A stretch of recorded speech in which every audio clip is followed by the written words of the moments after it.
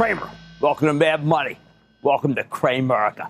My friends, I'm just trying to make you a little money. My job, not just entertain, but to teach you. So call me 1-800-743-CNBC. Tweet me, Jim Cramer.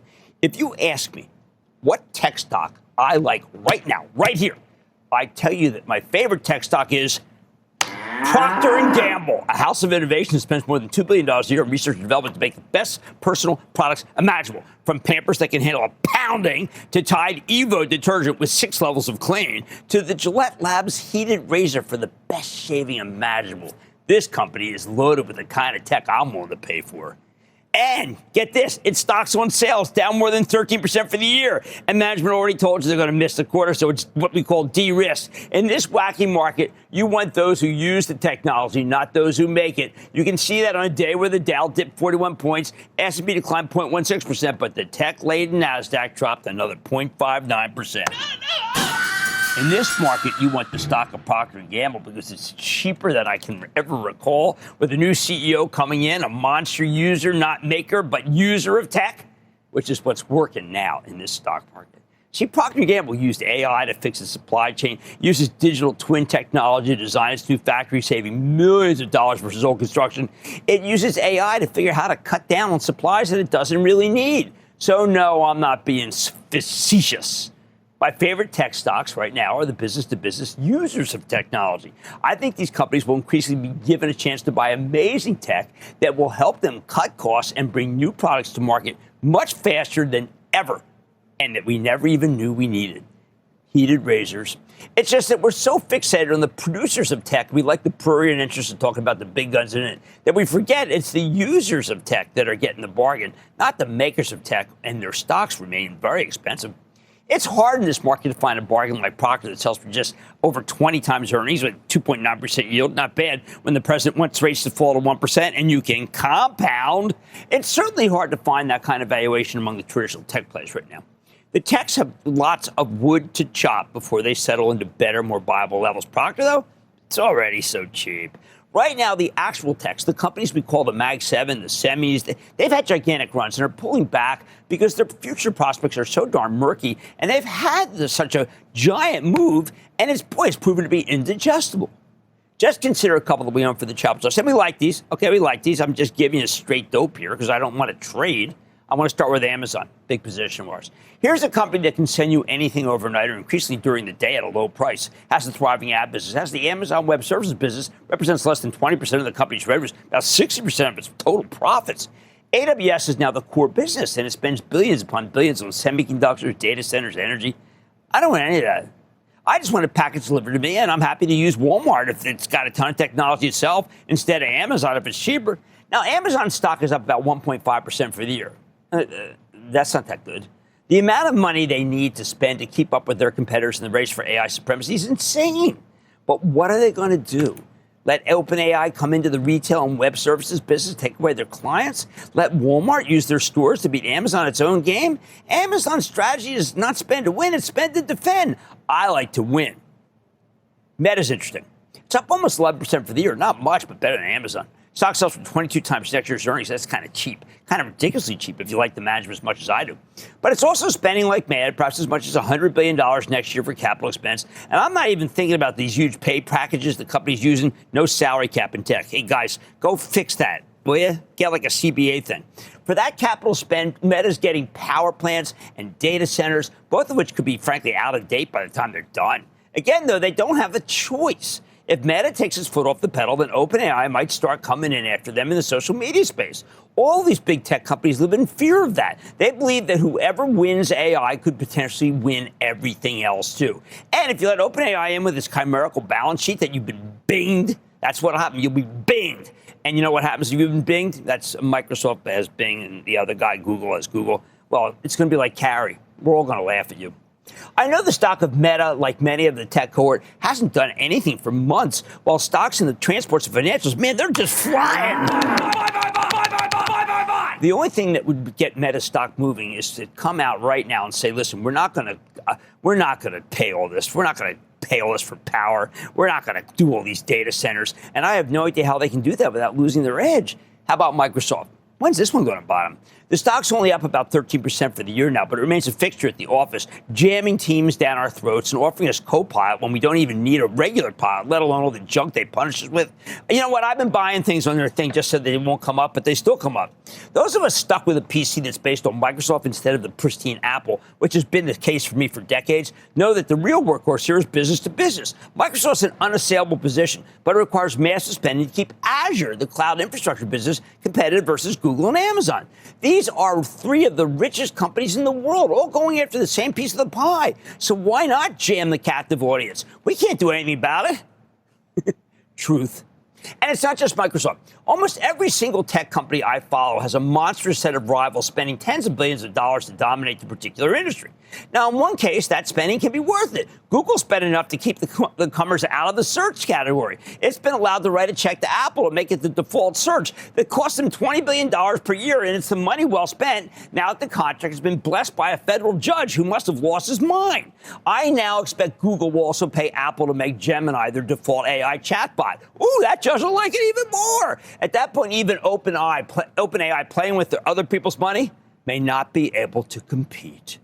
In other words, these big tech stocks can't advance unless they can rein in their spending, but I just don't know how they can. Not as long as OpenAI is out there with a CEO who wants to win in every vertical as a privately held company that has plenty of investors who are eager to throw money at them because I think they want to be cool. Can you imagine if someone came into the business, all of the businesses that Procter & Gamble competes with twice the R&D budget? Believe me, as much as you may like P&G products, that R&D-laden competitor would have a couple of things that you'd switch to destroy Procter's profit margins.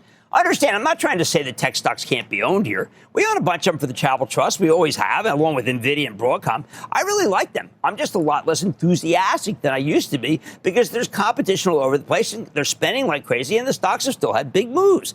I've never made big money betting on a company that's involved in a scrum where every competitor has got a ton of money. Right now, Alphabet's the only one that seems to be winning.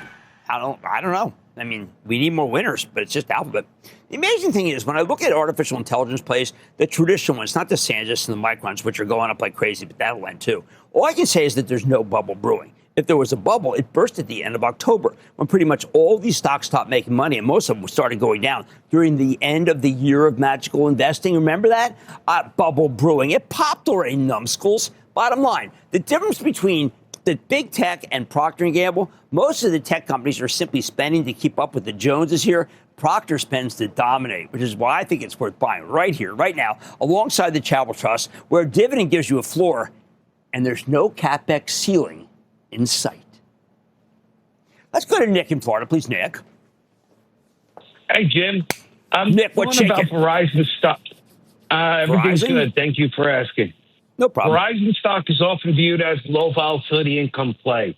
With the current market conditions and interest rates dropping, do you think it's a good dividend yield against Never fixed buy income? a common stock as a bond. You buy common stocks for growth, and if they happen to give you income, that's great. But common stocks are not bonds, and they'll end up disappointing you. Verizon is down 5%, and I think in the last 6 months, and I think that decline may just be getting started. Look, it's hard to identify winners in tech right now with all the spending going on. I mean, come on, guys. But a stock like Procter & Gamble that spends to dominate, that can be bought right here, right now. Mad Money tonight. Oh, another one I like. Affirm announced this new partnership with Revolve today. I'm getting a read on the deal and the move into UK. Get ready, UK. And then that's that buy now, pay later stuff. Then the long knives are out for Oracle, as I just mentioned, at first lackluster earnings report. And I am sorting through the negativity to tell you where I stand on the name. And the industrial gas company Linde has been heading higher since its investor day last week. And I'm sitting down with the CEO to find out why. So stay with Cramer.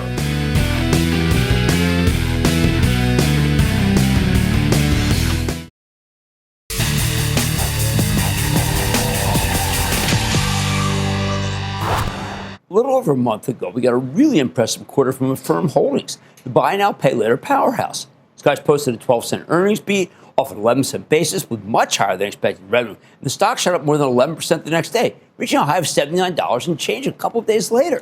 Since then, though, Affirm has gradually drifted lower because of concerns about the state of the consumer, to the point where it's now back to $65 and change, trading like that great quarter never happened. I think it's crazy because the Fed just cut interest rates again last week. And even before that, we got a ton of very positive quarters from all sorts of retailers, especially the consumers doing fine.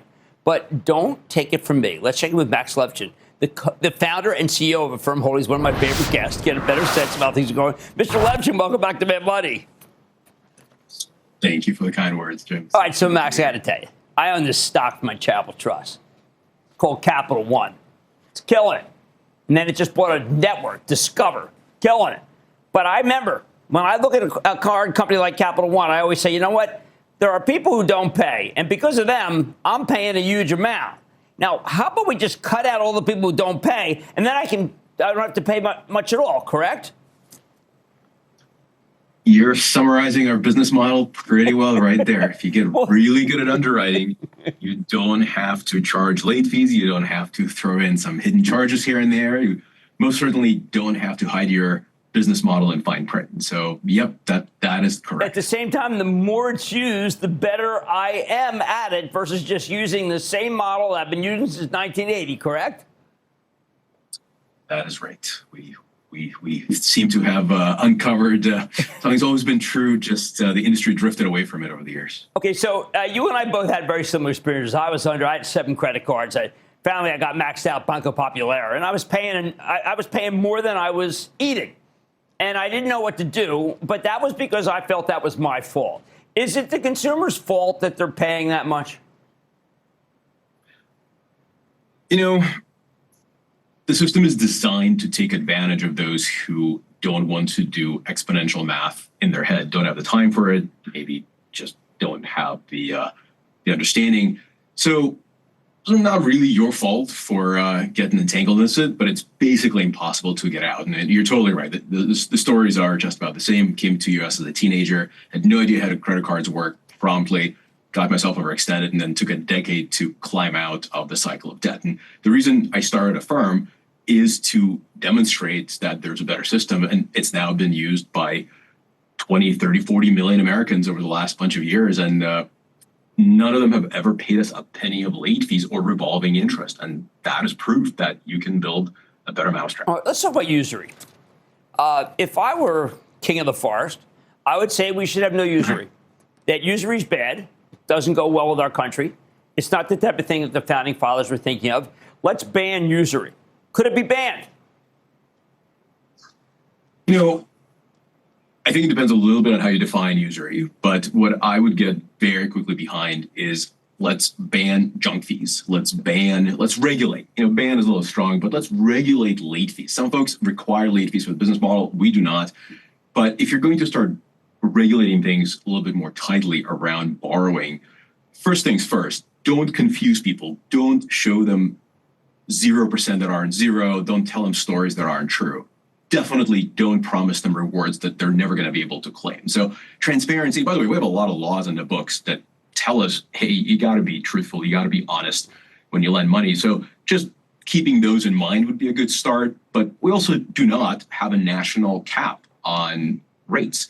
We do have a law called Military Lending Act that says, hey, there is a cap. It just applies to a subset of people. And so extending that nationally wouldn't be a bad idea. There's a lot of great ideas out there, but all things kept equal, just keeping it transparent, simple, capping out late fees, making sure people are informed exactly about how they're borrowing money. And when they're out of debt, that would be great. Maybe my biggest wish, incidentally, is the industry would just go towards simple interest, fixed terms transactions.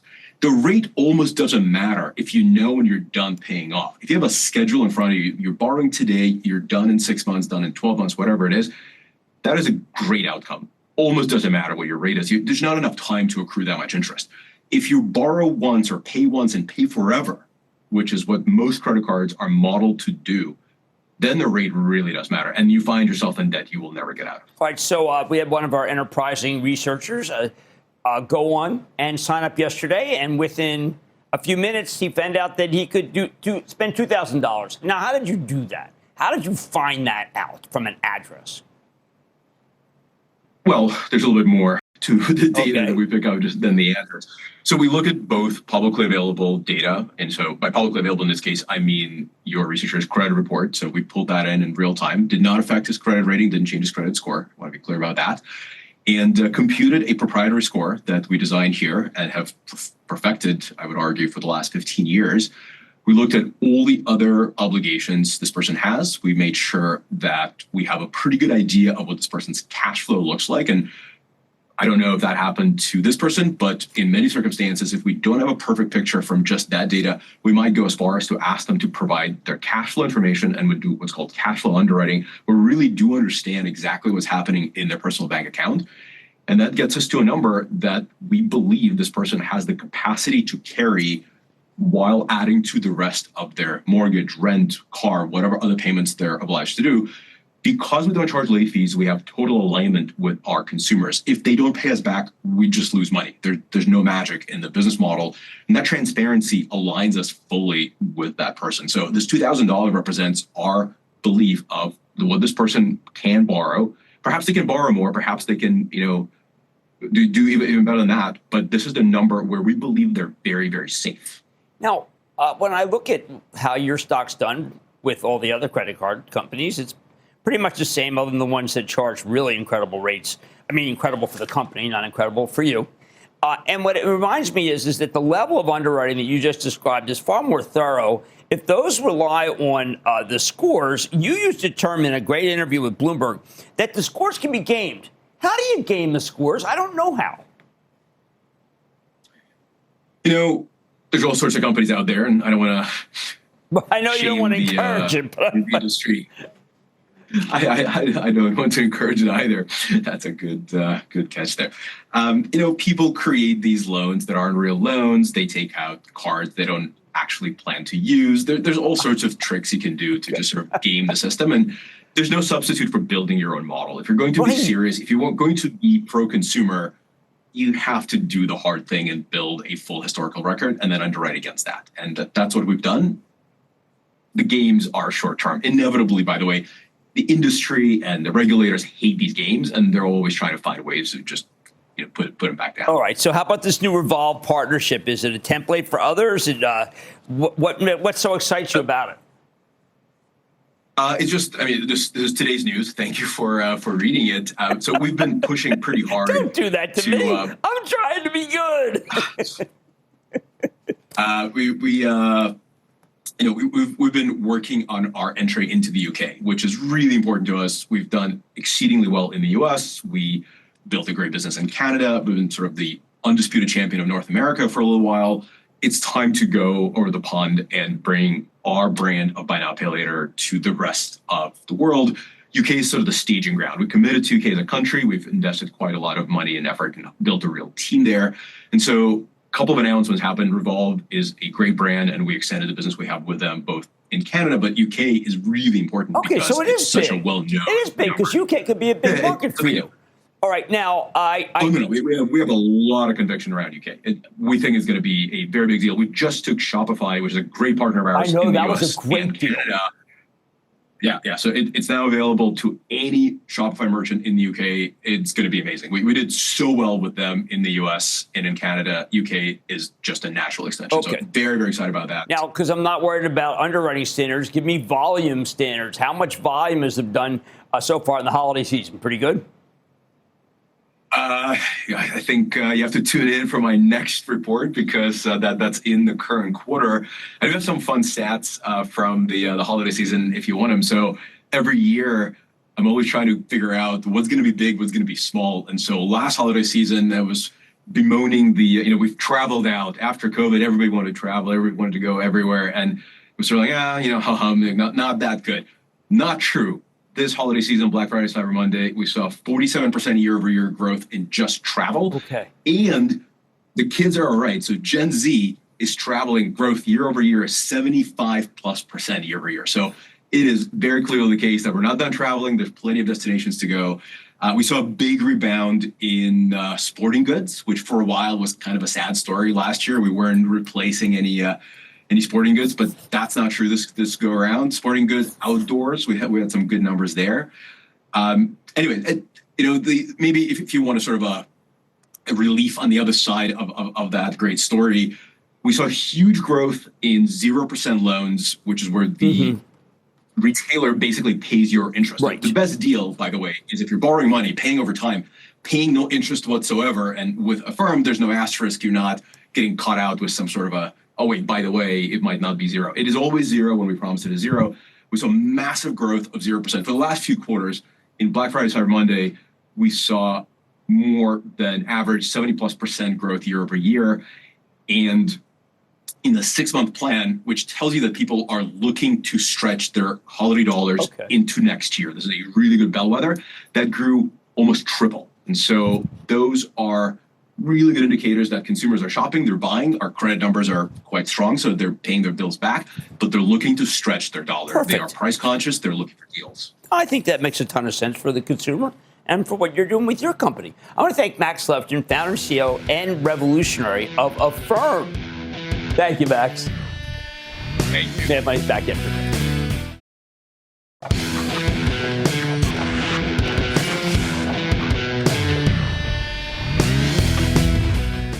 Last week turned brutal for the AI data center stocks when we got this pair of poorly received quarters from Oracle on Wednesday and then Broadcom on Thursday night. Oracle plunged 10.8% the next day. Broadcom dropped 11.4% on Friday.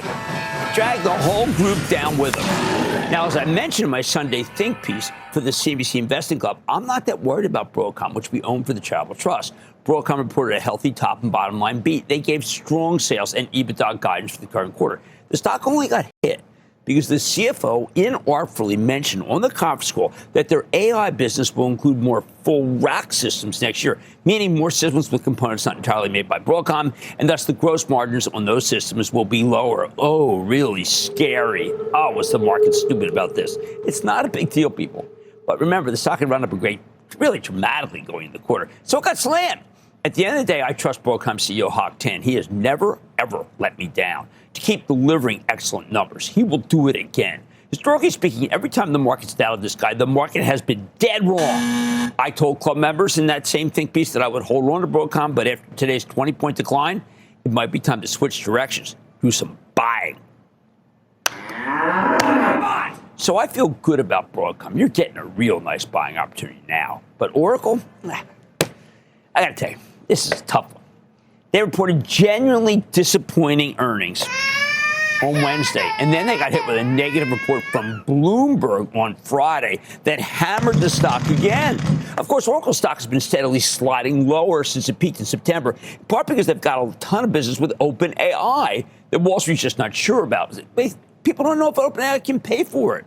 In part because Oracle itself has been spending a fortune to build data centers all over the place. Investors don't know if the company can keep that up either. So you got two problems. You got the OpenAI, you got the Oracle balance sheet. From the get-go, Oracle has been the red-headed stepchild of the hyperscaler space, while Alphabet, Microsoft, Amazon, and Meta have pristine balance sheets, great credit ratings, ability to fund their immense capital investments through their equally immense cash flows. Oracle don't have that. That's the difference. They got a lot of debt. They got a much worse credit rating. And their free cash flow has turned negative as the company's ramped up in its investments. I don't want that. Again, really doesn't help that they have something like $300 billion worth of business with OpenAI. And we don't know even if OpenAI is going to be able to pay for it. We hope they can. How about this? Here's an investment strategy. I'll keep it like this so you know what I'm talking about. But that was all known before last week. So what changed when Oracle reported last Wednesday? First, unlike Broadcom, Oracle legitimately disappointed. The revenue came in a little light, and even though the earnings per share were much better than expected, some of the other key lines came in soft. Oracle's all-important cloud revenue grew 33%. Good, but wait a second, low end of management's guidance for the quarter. And do you know that guidance was only issued 3 months ago? Their operating margin a little light. Come on, thanks to higher than expected cost of goods sold. Now, that's a real problem for the stock. Basically, Oracle's story is now all about its ability to deliver on all the data center business it's booked for the future. But if the company can't even hit targets that it issued 3 months ago, how the heck is it supposed to profitably build a legion of data centers over the next few years? Usually when they have that, they blow away the numbers. That's the whole point of this game. Worse, on Friday, Bloomberg published a report saying that Oracle has pushed back the completion dates for some of the data centers from OpenAI for OpenAI from 2027 to 2028. according to people familiar with the work. The article added, quote, the delays are largely due to labor and material shortages, end quote. Although Oracle says they're meeting their contractual commitments and all milestones remain on track. In other words, they said that story's not true. Even with that denial from Oracle, the report had a major negative effect because it gets to the heart of what investors are so worried about here, that the company simply won't be able to fulfill its obligations and that the huge book of business it's touting, the $500 billion plus in future revenue, is somehow illusory. And even if Oracle can build all these data centers on time without massive cost overruns, we still have no guarantee that this OpenAI outfit, which makes up a huge chunk of its business, will be able to pay for it. I said OpenAI outfit because I am trying, yes, to be pejorative. I trust Larry Ellison, Oracle's co-founder, chairman, chief technology officer, but I don't necessarily trust his biggest client, OpenAI, and I worry about the scale of what he's trying to build here. These data center sites are very complicated. Remember what Michael Intrater talked about when I had him on and Squawk on the Street? He's the CoreWeave guy. Very, very complicated. And there's a whole industry that's fighting for the same components, which is bound to make the construction much more expensive than anybody thought going in. I believe ultimately that the allure of being in Sam Altman's orb at OpenAI, because he's a thought leader, will give the company the wherewithal. Some people just want to be with a guy because they think they think he'd be the man. And if they give him money, then they too look better. We do need to see multiple wins in multiple verticals to dispel the worries about OpenAI. Or we need to see an IPO, which would verify it had $40 billion in cash and much more coming from a gigantic stock deal. That's okay, too. Now, the damage from this series of events has been pretty far-reaching. Oracle down. Get this. Oracle fell 10.8% on Thursday, another 4.5% on Friday, lost another 2.7% today for good measure. The stock's back down to its lowest level in about 6 months, but it's still up 11% year-to-date. By the way, we've seen another leg higher for Oracle credit default swaps, which represent the price of insurance against the company's debt obligations. When those swap prices go up, lots of people are betting that Oracle won't be able to pay its debts. This had been a problem from September through November, but mostly stopped for a couple weeks until last Wednesday when that's when we found out more here. At this point, the cost of Oracle's 5-year CDS, that's credit default swaps, has more than tripled since September, and it's at its highest level since late 2008, the most brutal phase of the financial crisis. But I should add that when that happened, I saw a huge amount of market manipulation, these things to make them look worse than they were. Just putting it out there because I like truth, too. So it's clear the AI data center complex has come under pressure again over the past 3 sessions, purportedly because of negative earnings reports from Oracle and Broadcom. But Broadcom had a genuinely good quarter. It's just had that stock had been priced for perfection, and the results were not quite perfect. Again, I believe in CEO Hock Tan. I think Broadcom will be fine, which is why we're sticking with it for the Chapel Trust. Oracle, on the other hand, remains a pretty fraught situation, and the 1-2 punch of bad news last week only made matters worse. If you want to bet on the data center story, there are a lot of better ways to do it. So here's the bottom line. Ultimately, I remain positive on the broader AI data center build-out. But there are some increasingly glaring, unresolved issues with Oracle, the biggest customer. OpenAI, and with the nuts and bolts of mass data construction. These are all, this is what's fraught. OpenAI and Oracle. I think you need to be careful with some of these stocks, the ones that don't have great balance sheets or great credit ratings. And Broadcom, like I say to club members, stay close to your email. We could be pulling the trigger to buy more any minute. Buy! Eddie in Florida. Eddie. Good afternoon, Jim. Good afternoon. Happy holidays, and thank you for taking my call. Of course, Eddie. Thank you. It's been many years since the last time we spoke, my friend. Anyway, following the earning report and a 25-point drop, you had the CEO made money. No red flags. And all the analysts increased the price target, gave it a buy rating, no downgrades. Yet every day since that evening, the stock has been going down huge. What's wrong with Snowflake's symbol Snow? Okay, what's wrong with Snowflake is it's in a cohort that's going down, and it's in baskets that are going down, and it's considered to be AI, which is going down, because everybody who's saying, ooh, maybe there's a bubble, the bubble popped, idiots. It popped in the end of October, and I've watched these stocks all go down since then, but the people who are sightseeing liberal arts jokers are now telling me that there's a bubble that's brewing. Dopes. It already popped. Look, I think you need to be careful. Some of these companies associated with the AI data center trade, especially those with suboptimal balance sheets or credit ratings. That's it, okay? Those are the ones to watch. Much more Mad Money, including my sit-down with Linde. Talk about an outfit that doesn't have a credit rating problem. The industrial gas outfit has been a household name for the Charitable Trust, but how well do you know the company that's connected to so many different end markets and can't be brought down by any one? I'm getting the latest with the company's top brass, which has been buying stock. Then nuclear stocks have been powering higher for most of the year, but is now the perfect time to take some profits if you still have any left? I'm sharing where I come down. And of course, all your calls rapid fire in tonight's edition of the Lightning Round. So stay with Cramer.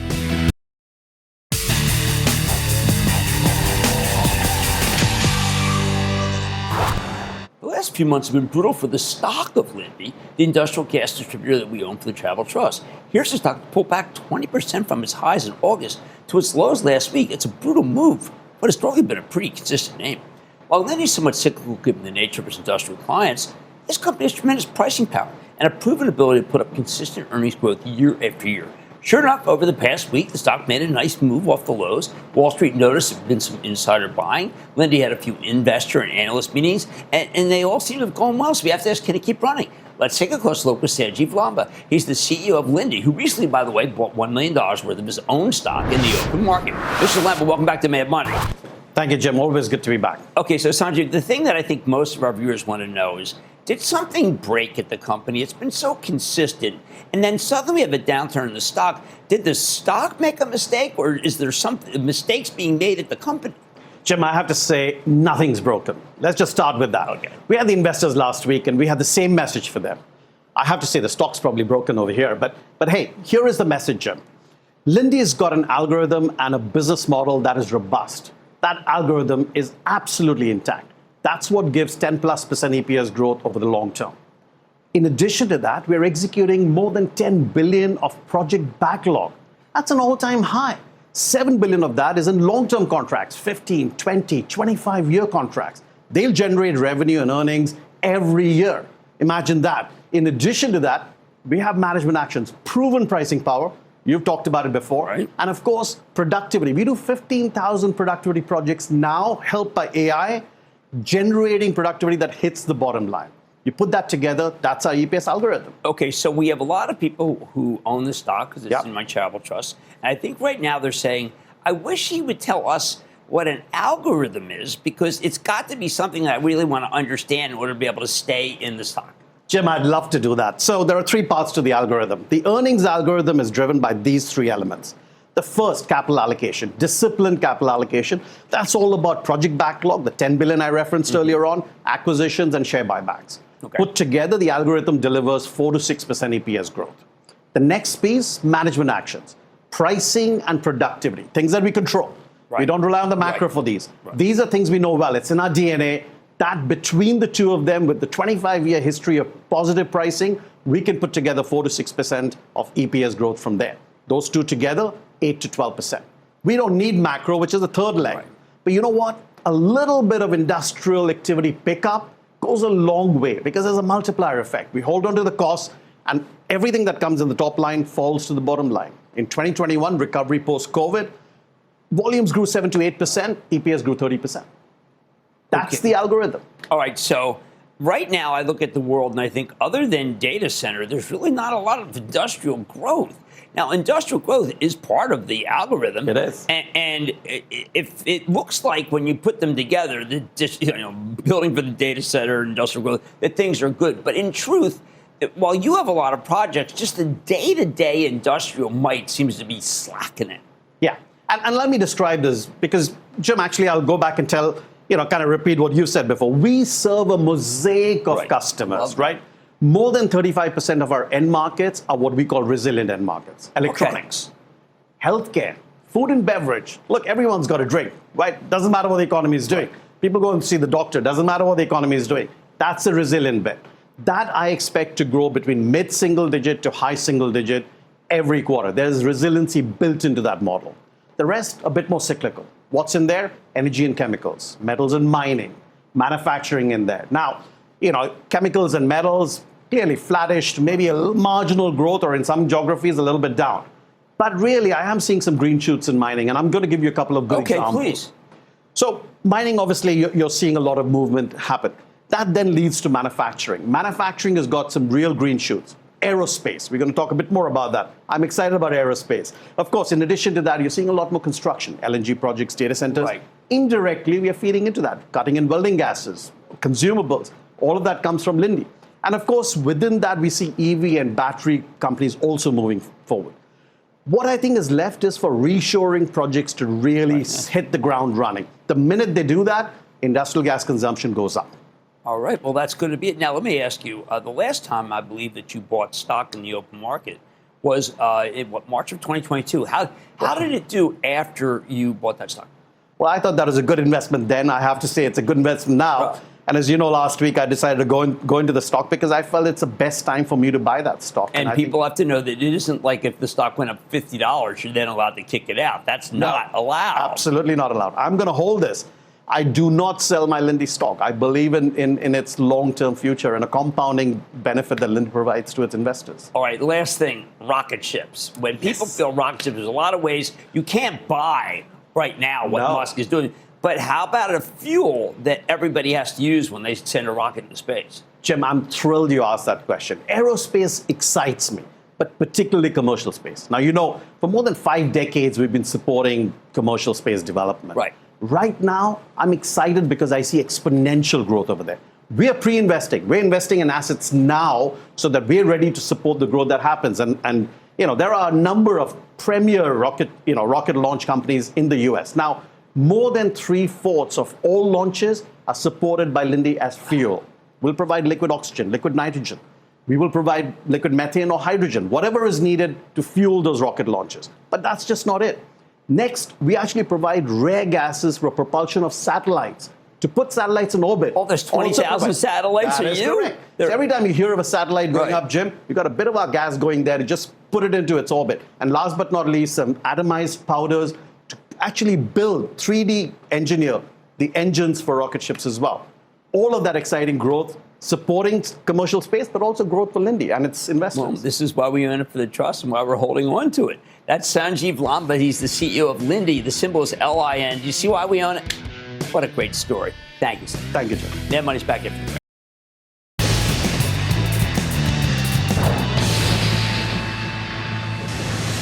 It is time to cover the lighter. Bye. Sell. Don't the cost at a time. My step friends encourage you play the sound. And then the lightning round is over. Are you ready, Ski? Let's go to Paul Florida. Paul. Hey, booyah, gentleman Jim Cramer, and a shout out to your staff, especially Josh. And here's my question. Okay. And thank you for all you do. Looking to know what you think about Sencora. Sencora, like Conshohock in PA.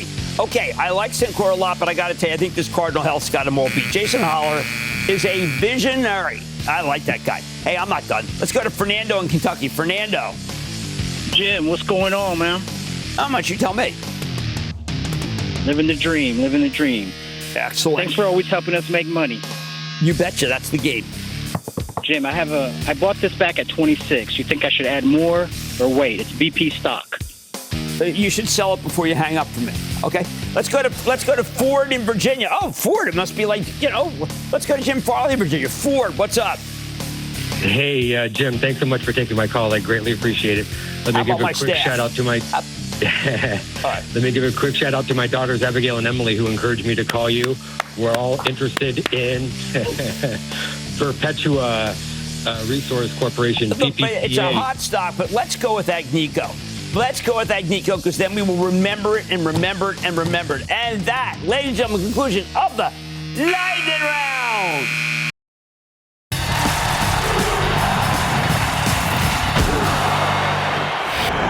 If the CEO of a hyperscaler wants to go all in on nuclear power to the point of basically building their own nuclear reactor because it's clean energy, I say think again. The hyperscalers desperately need more electricity right now, and ideally they need it cheap. But nuclear plants have take decades just to build. The last one we put in America took more than a decade to construct, and the upfront costs and overruns enormous. We really have never figured out how to make these things inexpensively and safely at the same time. Maybe we never will. The truth is the hyperscalers are already spending fortunes building out new data centers. If they want that to be profitable, they need cheap, accessible energy. And that means natural gas. Don't get me wrong, I love the idea of nuclear power for clean energy, but that's a long-term solution to a long-term problem. It's not a short-term solution to anything. Some of my newfound cynicism with nukes comes from the tale of Fermi. This company, which is more of a business plan than an actual business, came public on October 1st at $21, raising $682 million. And had a valuation more than $19 billion at the end of its first trading day. Fermi was just a business plan, though, a virtual mall of power. Their plan is to deliver 11 gigawatts of power by 2038 through something called Project Matador. This is a proposed hybrid power system with nuclear, natural gas, and solar in Amarillo, Texas. But it's the nukes that caught everyone's attention, especially because Fermi was founded by President Trump's first-term energy secretary, Rick Perry. Now, Matador's lead tenant pulled out last week. Oh, man. The stock has lost 44% of its value over the past two trading sessions. Brutal, full of sound and fury, signifying nothing but the end of the year of magical investing. Look, I'm not saying that all nuclear and nuclear-related stocks will turn out to be as terrible as Fermi, but they're trading based on what might happen in 10 to 15 years, maybe 20. So if you haven't taken profits on these things, it's not too late to ring the register. Take Oklo, which I've been hounding you to sell for 40 points now. Oklo's about fission reactors that could run on nuclear waste. The problem? The company hasn't actually developed any nuclear reactors. They've broken ground on one site. Whoa. But this is a nearly $13 billion company with a stock that's up 288% year-to-date. Okay, people, that's absurd. I'm sure the jokers who own the stock will bull it tomorrow morning because they're worried about what I just said. They don't want me to put the wood to it. I think your best opportunity comes between 10:30 and 11:30 a.m. because they are shameless. There's a paradigm to follow here, NuScale Power, which is trying to build small-scale nuclear reactors. Like the other nuclear plays, this company's losing fortunes. Its stock, which at one time was at 57, is now at 17 and change, down just 3% for the year. I hope we can stay at that level, but it might not be because, well, it's got a pretty lofty valuation still. After all, if you want to build a small-scale nuclear reactor, why not just go with GE Vernova, very established, mature company that's actually building these. They got approval to start construction on the Darlington Nuclear Generating Station back in April. I saw some pictures. It looks like something's happening. Hey, by the way, 4 years is an incredibly fast turnaround, and that's when it's going to open. I doubt any of the newbies can come up with that. Now, I know that the hyperscalers are willing to pay well over market rates for clean energy, as Microsoft's doing when it buys nuclear power from the old 3 Mile Island complex. Microsoft, in conjunction with Constellation Energy, will reopen the now closed Unit 1 of 3 Mile Island, although it's been renamed now the Crane Clean Energy Center. Hey, by the way, that's not the unit that melted down. That was Unit 2. Hey, maybe OpenAI will take a run at that one. Hoo-ha! That said, even though Constellation's getting $1 billion loan to recommission the Crane plant, this is not really an economic decision. Microsoft's paying up for nukes because it cares about the environment. I say good for them. But Microsoft has ridiculously deep pockets. They can afford to make decisions based on what's good for the planet. If you're, say, Oracle, I don't think you have that luxury. And even if you have the ability to pay, nuclear is not going to do any good if you're hoping for electricity anytime soon. In the end, I think these nuclear stocks roared as part of the year of magical investing. And now that we've sobered up, they're going right back down. Sadly, I think there's more sobriety ahead for the industry. I'd like to say there's always a bull market somewhere. I promise I'll find just for you right here on Mad Money. I'm Jim Cramer. Hey, see you tomorrow. All opinions expressed by Jim Cramer on this podcast are solely Cramer's opinions and do not reflect the opinions of CNBC, NBC Universal, or their parent company or affiliates, and may have been previously disseminated by Cramer on television, radio, internet, or another medium. You should not treat any opinion expressed by Jim Cramer as a specific inducement to make a particular investment or follow a particular strategy, but only as an expression of his opinion. Cramer's opinions are based upon information he considers reliable, but neither CNBC nor its affiliates and or subsidiaries warrant its completeness or accuracy, and it should not be relied upon as such. To view the full Mad Money disclaimer, please visit cnbc.com/Mad Money disclaimer.